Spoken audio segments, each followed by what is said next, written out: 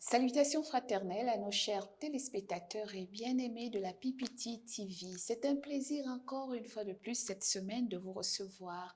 Vous êtes bel et bien en train de regarder votre émission sur l'étude et l'analyse du livre Tragédie des siècles. Tragédie des siècles qui est un ouvrage écrit par un auteur particulier, une dame appelée Madame Ellen Gould White. Cet auteur a écrit plusieurs ouvrages chrétiens qui évoquent beaucoup d'aspects de vie ordinaire, de vie de famille, d'éducation des enfants, de vie de foyer chrétien, conseils à l'Église et même sur l'histoire de l'Église depuis les patriarches, les prophètes et les rois. Et puis on a également un grand livre sur la personne de Jésus. Nous avons également un de ses ouvrages sur les paraboles de Jésus et sur beaucoup d'autres aspects qu'elle a écrits en ce qui concerne la marche chrétienne. Mais nous avons préféré commencer avec vous l'étude du livre spécifique de Tragédie des siècles. Et cette semaine, nous sommes parvenus à Tragédie des siècles, donc le chapitre 4. Nous aborderons ensemble l'étude du chapitre 4, donc le titre est « Les Vaudois du Piémont ». La semaine dernière, nous avons étudié le chapitre 3 sur l'apostasie. C'était avec le pasteur Jean-Pierre Mouba. Bonjour, pasteur. Bonjour, Florence. Et bienvenue une fois de plus dans notre plateau. Merci beaucoup. Nous étudierons ensemble le chapitre 4 cette semaine. Et avant d'aborder cette étude, nous allons prier avec le pasteur Jean-Pierre Mouba. Prions le Seigneur. Nous te rendons grâce, Seigneur, notre Dieu, pour ce moment précieux que tu nous donnes d'étudier ta parole à travers les Écritures de Madame Ellen White. Nous voulons que ton esprit puisse venir nous aider à comprendre ce que nous étudions et que cela puisse être disponible pour les gens qui vont nous écouter, qui vont nous regarder, qu'eux aussi s'approchent de Dieu pour la vie éternelle. Nous t'en prions au nom de Jésus-Christ, notre Seigneur et notre Sauveur. Amen. Amen. Merci, pasteur, pour cette prière et votre présence dans ce plateau. Aujourd'hui, donc, en continuant avec l'étude et l'analyse de notre livre « Tragédie des siècles » de Madame Ellen White, effectivement, le chapitre 4, « Les Vaudois du Piémont ».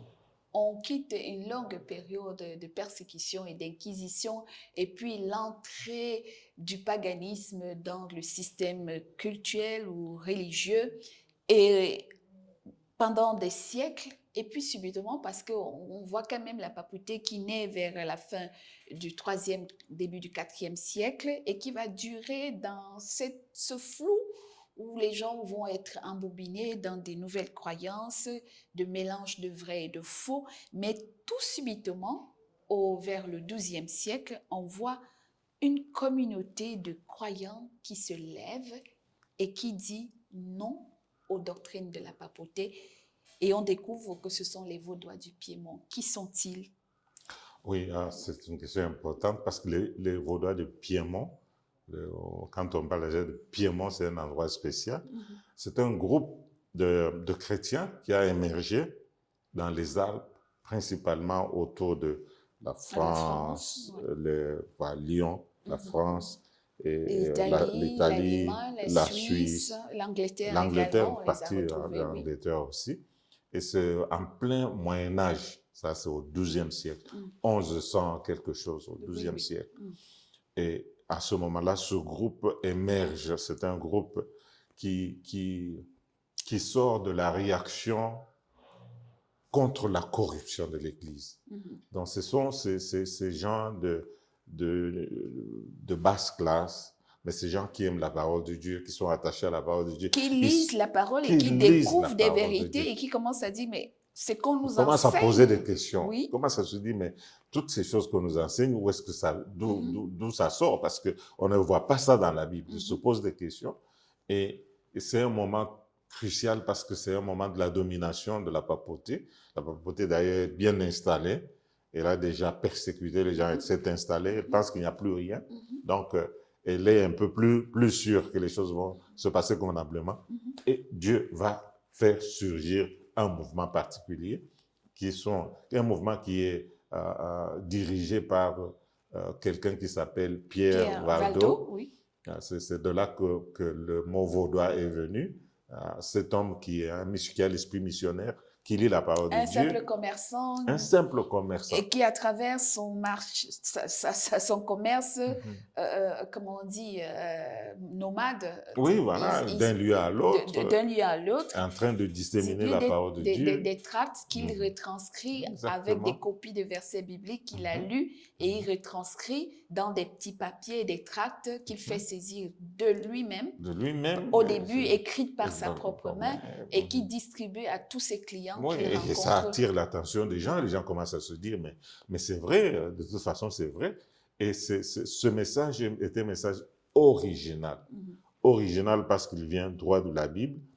Et c'est une réaction contre l'accumulation de richesses de l'Église à cette époque-là. C'est tout se vend, les indulgences.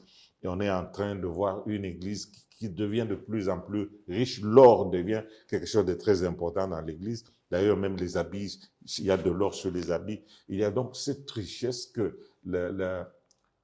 comment on dirait, le clergé est en train de devenir très riche et a oublié la parole de Dieu et même l'a falsifiée et l'a décolorée. Et d'ailleurs, l'un des reproches que les Vaudois du Piémont, on le lit à la page 63 par là, et on nous dit que le clergé avait enseigné que Dieu et son Fils étaient tellement durs, cruels, que c'était difficile d'aller directement à Dieu pour avoir son pardon. Il fallait Fallait passer passer par par les saints, les saints, intercédés par les intercédants. humains pour que Ouais. les prières, et puis il fallait payer beaucoup d'aumônes et des sacrifices Et le culte pour que, de Marie prend la voilà. place parce que maintenant, il faut passer par la mère de Dieu pour qu'elle puisse intercéder pour vous. Et vous savez, quand votre mère intercède pour quelqu'un, vous pouvez donner des faveurs facilement à cette personne. Et là, c'est ça qui arrive avec ce marchand lyonnais, qui est Pierre Valdo, et dans les années 1170. Et lui, il comprend très bien la Bible et il se dit, il faut la distribuer. Il faut distribuer à autant de personnes que possible pour que ces personnes puissent avoir la connaissance de la parole de Dieu. Et lui, il va utiliser tous les moyens, vous l'avez dit, recopier ce texte, faire recopier ça par les enfants de la communauté et les distribuer comme si c'était un colportage de petits manuels et tout ça. Et cela a permis que ce mouvement puisse s'asseoir et que ce mouvement puisse rester surtout dans la vallée de Piémont, là où c'était possible de se cacher parce qu'ils étaient poursuivis. Alors, ils trouvaient que cet endroit était un peu plus sécurisant et ils pouvaient rester là pendant qu'ils sont en train de faire le travail, bien que poussé à l'extrême par le mouvement papal. Et on nous dit, par exemple, à la page 56 de ce livre, la version la plus récente, donc chapitre 4, les Vaudois du Piémont, page 56, que les Vaudois du Piémont furent parmi les premiers en Europe à posséder une traduction des Saintes Écritures. Des siècles avant la Réformation, ils avaient une Bible manuscrite en leur propre langue. Mais le fait qu'ils avaient entre les mains le livre de la vérité attira tout particulièrement sur eux la haine de la Babylone apostate, ça veut dire Rome, et sous la pression d'une persécution prolongée, plusieurs de guerres lasses finirent par abandonner peu à peu les grands principes de leur foi, tandis que d'autres restèrent fidèlement attachés à la vérité et pendant des siècles, ils vont être pourchassés pour leur fidélité à la parole de Dieu. Qu'est-ce qui peut justifier leur piété et leur fermeté à poursuivre cette mission, cette évangélisation malgré la persécution? L'engagement à utiliser la Bible et la Bible seule. Vous savez, Florence, si les chrétiens pouvaient comprendre qu'il y a un grand pouvoir qui se trouve dans la parole de Dieu, ils n'allaient pas abandonner la lecture de la parole de Dieu. Et ces gens ont lu la parole de Dieu, ils ont eu la passion de la lire, ils se sont engagés à la mettre en pratique et le Saint-Esprit les a accompagnés. Et c'est pour ça qu'ils sont restés fidèles, quelle que soit la persécution. Ils sont restés très fidèles et ils étaient encouragés par le fait qu'ils voyaient en la parole de Dieu la seule possibilité d'avoir le salut. et que ce n'était pas par les œuvres, ce n'était pas par les œuvres de la loi, et que ce n'était pas par les pénitences, ce n'était pas par le fait que ils pouvaient acheter le salut. Le salut n'est pas achetable. Ils ont compris que c'est gratuit et c'est Dieu qui donne ça, par sa grâce, au moyen de la foi.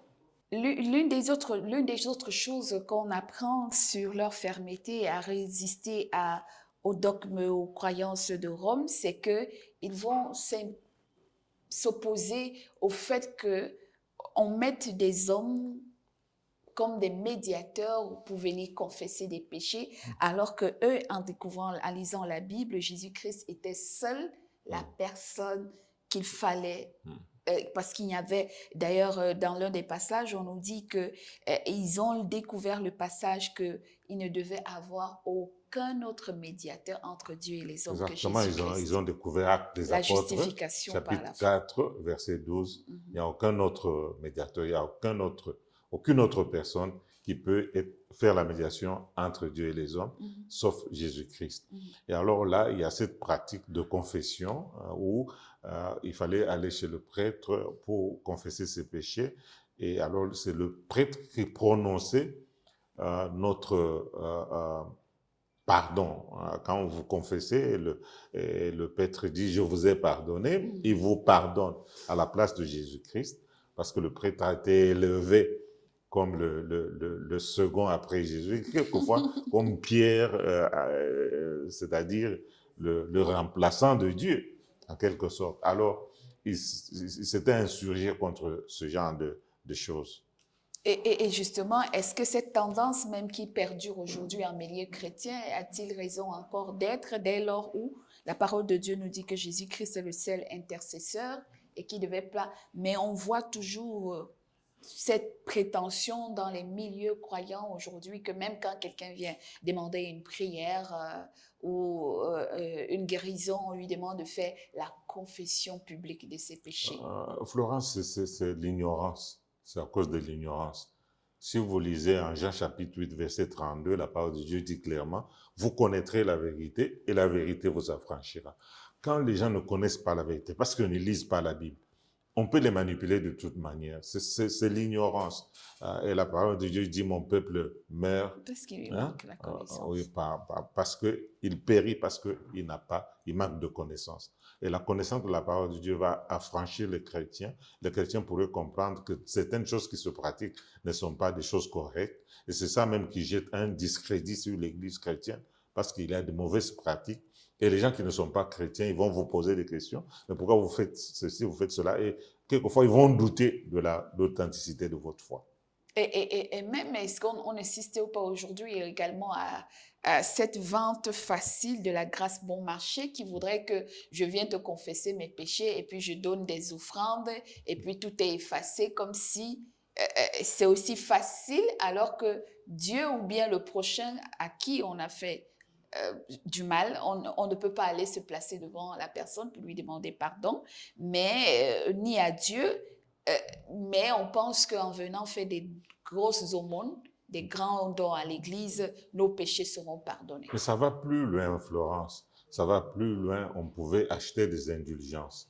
On pouvait demander une messe particulière pour que les péchés soient effacés. Même les péchés de quelqu'un qui est mort pouvaient être pardonnés si on donne de l'argent. Et même aujourd'hui, ça existe, des messes pour les morts, des messes de requiem. Et c'est cela l'abus de la parole de Dieu. Et cela, ce sont des choses qui se sont infiltrées dans l'Église de Dieu et qui ont tout dérangé du message traditionnel de l'Église, du message qui sort droit de la parole de Dieu. Toujours dans le chapitre 64, on nous a parlé surtout de l'attitude des parents qui, parce qu'ils avaient constaté que, je parle de la page 58 par exemple, on nous dit « Si tendres et affectueux que fussent les parents, ils aimaient trop sagement les enfants pour les laisser s'accoutumer à une vie si facile, Mhm. ces jeunes gens avaient la perspective d'une vie d'épreuve et de renoncement qui pouvait se terminer par le martyre. Dès leur enfance, ils étaient accoutumés à endurer des privations et à se soumettre à l'autorité paternelle. Ils apprenaient aussi très tôt à porter des responsabilités et ne parler qu'avec circonspection et à connaître la valeur du silence. Une parole inconsidérée prononcée devant leurs ennemis pouvait mettre en danger non seulement la vie de celui qui la proférait, mais aussi celle de centaines de ses frères, tant les ennemis de la vérité, semblables à des loups affamés, les poursuivaient sans relâche. Et on voit ici la famille, l'éducation au sacrifice Familial, et à oui. l'esprit missionnaire dans la famille. Mhm. Est-ce qu'on peut retrouver aujourd'hui dans nos milieux ou dans nos foyers chrétiens cet esprit missionnaire? Florence, la famille, c'est la cellule de base, la plus petite cellule de base pour l'évangélisation.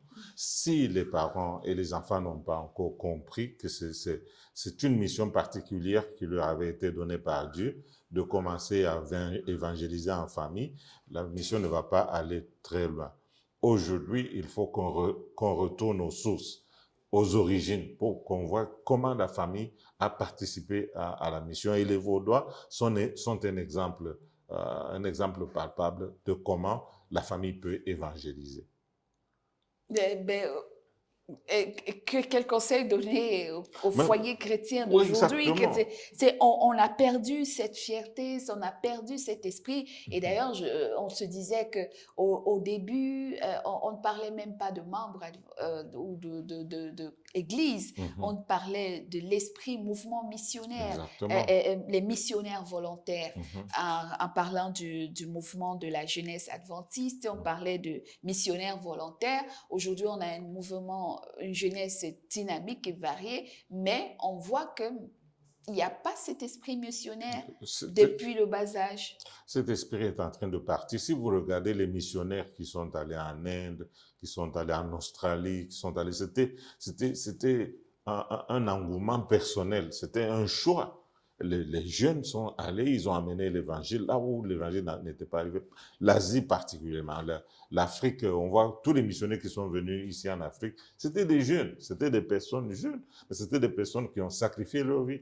Beaucoup sont morts de malaria, de maladies diverses, mais ils se sont sacrifiés pour amener. Cet esprit-là doit revenir. Si elle ne revient pas, on ne va pas finir le message de l'évangile. Est-ce que c'est parce que tout le monde aime la facilité aujourd'hui? Parce que justement, très peu de gens aujourd'hui, même sur le plan professionnel, social, quand on les affecte dans des endroits où il n'y a pas d'électricité, il n'y a pas d'Internet, tout le monde est gêné, ne se sent pas épanoui et veut rester seulement dans les grands centres urbains. Exactement. Et alors que peut-être c'est aussi des voies et des moyens que Dieu utilise pour nous appeler à aller peut-être devenir des missionnaires volontaires. Exactement. Et vous avez mentionné les missionnaires volontaires.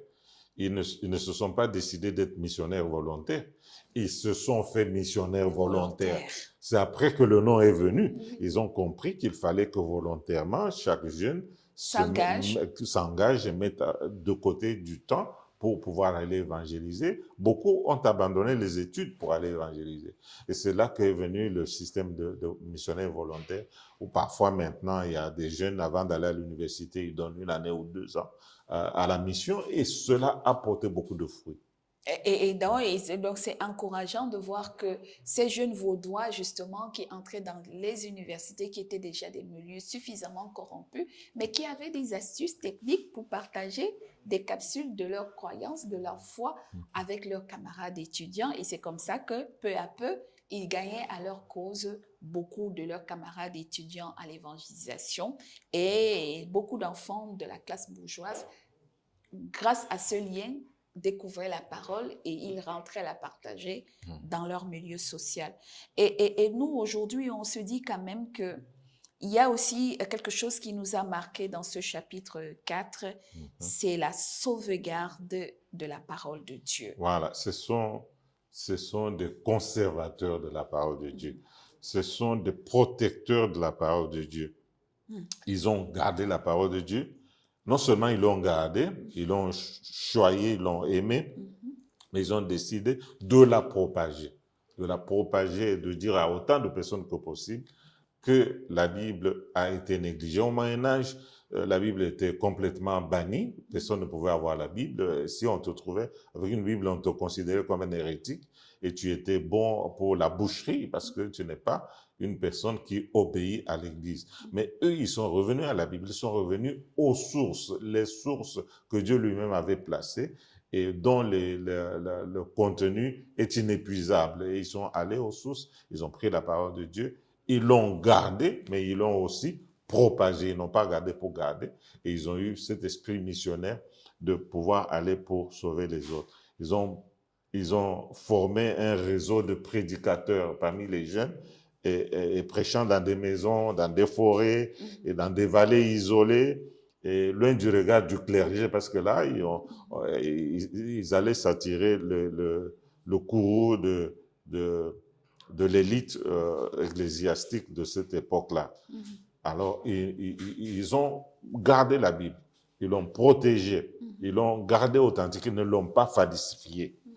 Ils n'ont pas enlevé quelque chose, ils ont obéi aux paroles de la prophétie qui dit qu'il ne faut rien enlever, il ne faut rien ajouter. Et le Seigneur a fait le reste avec eux. Et justement, ce qui est important, c'est de découvrir dans les pages 58 par là, et 60, et 62 ou 61, que quand on les avait découverts dans un aspect, ils développaient une autre technique. Et on nous dit qu'il y a une technique qu'ils avaient développée, c'est sur leurs vêtements. Quand ils voyaient qu'on fouillait maintenant tous leurs objets, et alors ils cousaient leurs vêtements de manière à ce qu'ils avaient des endroits où ils cachaient leurs tracts, leurs morceaux de Bible qu'ils avaient retranscrits à la main et qu'ils enfouissaient dans certaines parties de leurs vêtements et ils recousaient.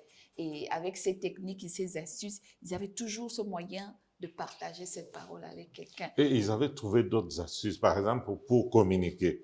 Parce que quand ils se retrouvent, ils pouvaient se retrouver avec les autres membres du groupe, mais qu'ils ne connaissaient pas. Parce que chaque fois qu'ils parlaient, le message allait et d'autres adhéraient. Ils pouvaient venir d'un autre village.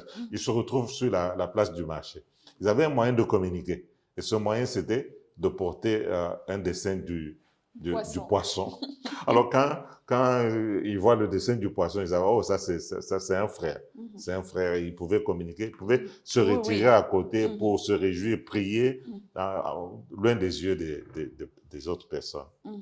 On nous dit à la page 62, les Vaudois du Piémont trouvaient dans les Écritures non seulement la relation de l'action de Dieu parmi les hommes et la révélation des responsabilités et des devoirs de l'heure présente, mais aussi l'annonce des dangers et des gloires à venir.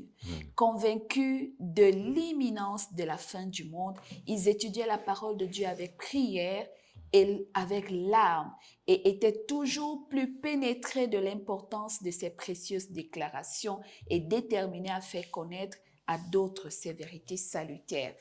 Alors que nous courons véritablement vers la fin du monde, on nous dit qu'il y aura également un criblage, des persécutions des croyants à cette fin de génération. Comment tenir ferme et continuer à garder cette parole comme étant notre seule sauvegarde? Il n'y a que l'Esprit du Seigneur qui peut nous aider à rester ferme. L'engagement, oui, l'engagement personnel est crucial. C'est bien que les gens s'engagent personnellement à pouvoir garder la parole de Dieu et la propager. Mais il y a aussi cette fidélité que nous devons avoir, la fidélité de tous ceux qui savent que le Seigneur va revenir, le Seigneur nous a donné cette mission de pouvoir propager la parole de Dieu. Alors, il faut nécessairement qu'on ait cet engouement qui est semblable à l'engouement des Vaudois, la durabilité de leurs actions. Les Vaudois ont persisté et finalement ont vu leur foi reconnue. Parce que dans ce livre, nous voyons que leur histoire était un témoignage de fidélité, de courage dans la foi chrétienne, parce qu'ils sont restés accrochés à la parole de Dieu. Et ça paye de s'accrocher à la parole de Dieu. Aujourd'hui, ça a l'air simplement de quelque chose de banal, de rien, parce que on a encore le principe du respect à la liberté religieuse, à la liberté d'association et de la liberté d'expression. Mais se retrouver enfermé dans un univers où on ne parle qu'une seule loi, une seule ordonnance, une seule législation, plus de liberté, et qu'on vous impose un système religieux, un système étatique unique, il faut, parce que le dire, c'est que les Vaudois du Piémont, en fait, se sont opposés au régime ou au système État et papauté. Exactement, parce que c'est ce système qui va faire en sorte qu'il y ait de la persécution à la fin de temps. Parce que vous ne vous êtes jamais demandé pourquoi on parle de la persécution. Qui va persécuter qui? Mais c'est à cause de ce système, parce que ce système est en train de refaire surface. Exactement. Où on voit que l'Église approche l'État et qu'ils vont venir ensemble dans le nouveau monde, c'est-à-dire en Amérique.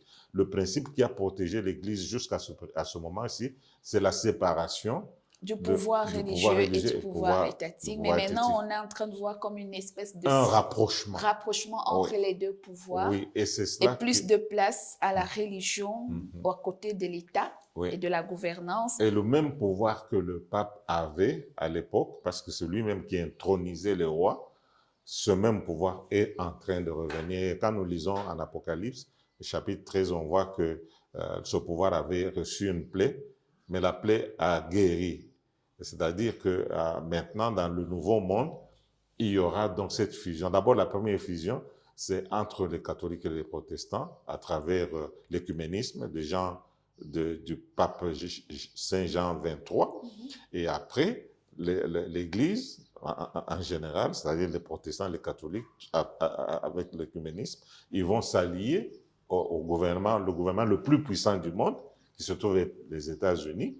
Et c'est ça qui va faire que la loi du dimanche va sortir, où on va demander à tout le monde d'accepter le dimanche comme le jour de repos. Et c'est ça qui va faire amener la persécution. Est-ce qu'on n'est pas déjà dans une projection dès lors que le nouveau pape qui vient d'être élu, Léon, est en quelques lieux, même s'il est d'origine française, des parents français et italiens, mais tout le monde s'accorde à dire que comme il est né aux États-Unis, il est américain, c'est un pape américain, et l'on a vu la croche et le symbolisme, et même tout le regard du monde entier ciblé vers l'arrivée de ce nouveau pape, et qui a été dit publiquement comme premier pape américain.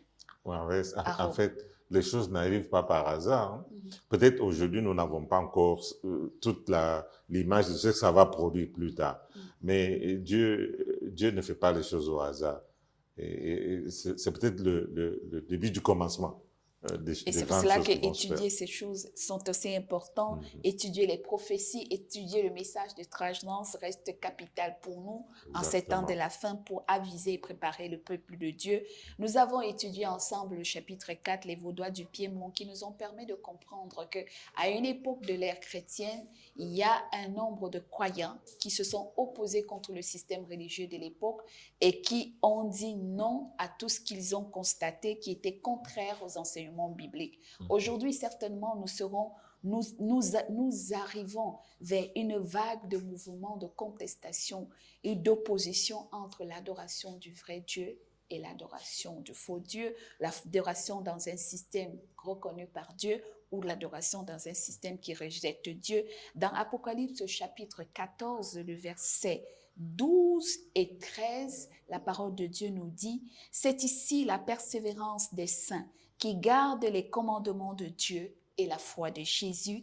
Et j'entendis du ciel une voix qui disait « Écris, heureux dès à présent les morts qui meurent dans le Seigneur. Oui, dit l'Esprit, afin qu'ils se reposent de leurs travaux, car leurs œuvres les suivent. » Si les œuvres des Vaudois les ont suivis, est-ce que nous, aujourd'hui, croyants, si nous arrivait de nous reposer, est-ce que nos œuvres nous suivront pour les générations à venir, pour que nous soyons aussi un exemple de modèle de piété, comme l'ont été dans leur fidélité à la parole de Dieu, dans leur conviction qu'il n'y a aucun autre intercesseur entre Dieu et les hommes que Jésus-Christ. Est-ce que nous aurons la ferme foi des Vaudois Nous prions le Seigneur de nous aider à développer cette foi. Avant que le pasteur de prie pour nous dans ce sens-là, nous voulons vous rappeler que si vous avez besoin d'une copie audio ou soft de ce livre Tragédie des siècles, vous pouvez vous rapprocher des imprimeries ou des librairies adventistes à travers la zone de votre pays ou du monde où vous êtes,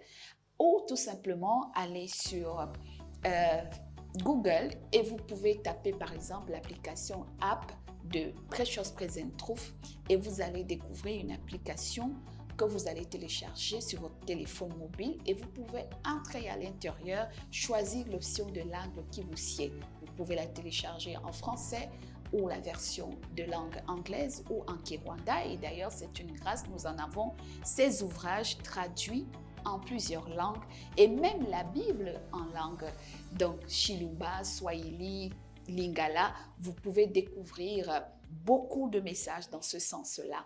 Et le Seigneur vous aidera chaque jour à communiquer en votre langue, en son nom, en lisant les ouvrages différents de Madame Wade et la Bible. Merci de nous être restés donc fidèles. Le pasteur va nous unir dans la prière. Prions encore une fois, Seigneur notre Dieu. Merci pour toutes ces révélations qui sont dans ce livre précieux. Nous voulons, Seigneur, te demander de nous aider à les comprendre, à les mettre en pratique dans notre vie. Nous savons que nous vivons les derniers moments de l'histoire du monde. Nous voulons que ces moments puissent être des moments où nous nous préparons à pouvoir faire face à la persécution et au fait que ceux qui vont rester fidèles vont être poursuivis partout et anéantis. C'est ta parole qui nous le dit.